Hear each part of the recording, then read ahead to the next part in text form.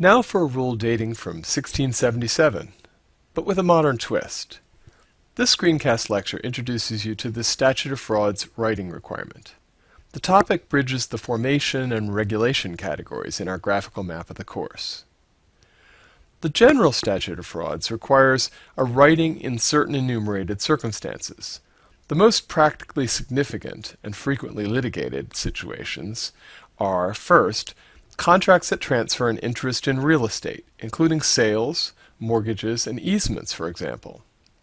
And contracts that can't be performed within 1 year.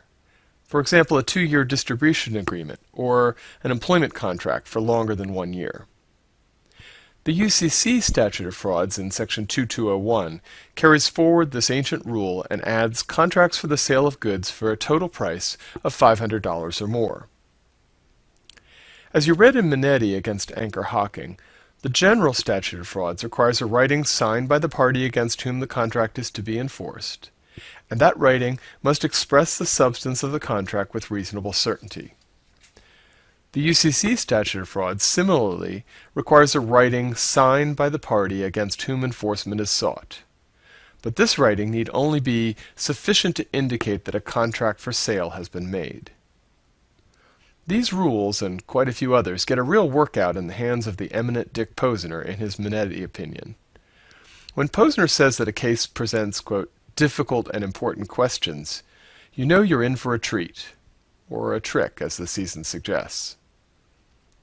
First, notice that the case could have been decided on extremely narrow grounds. Ask yourself how Posner could have quickly disposed of this case.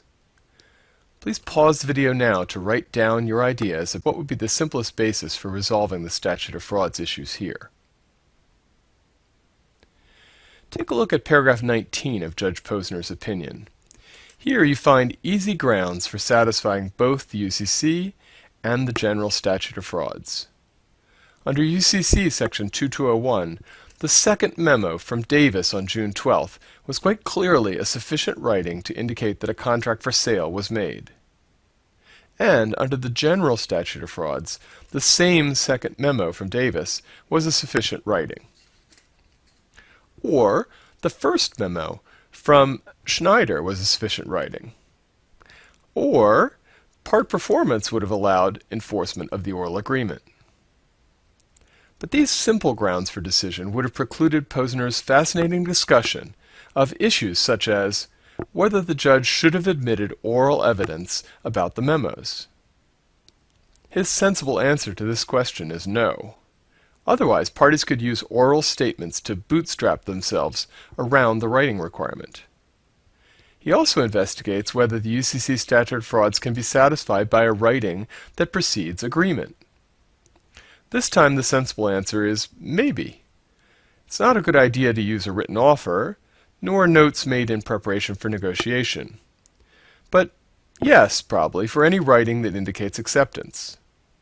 Of course, there's still some danger that the final negotiations broke down over some unexpected disagreement.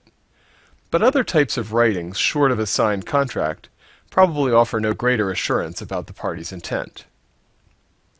Third, Posner offers some criticism of the predominant purpose test for deciding what law governs a mixed contract of this sort.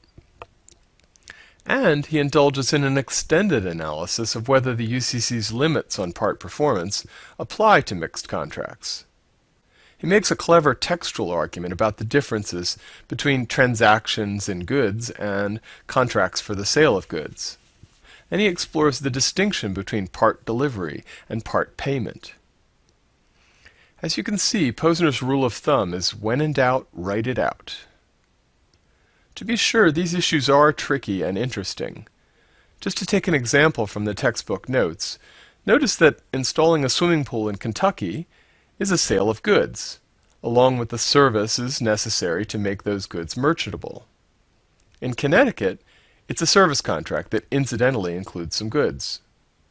And in other places it's treated as a mixed sale and service contract. Courts genuinely struggle to produce predictability and certainty about issues like this. Thanks for listening.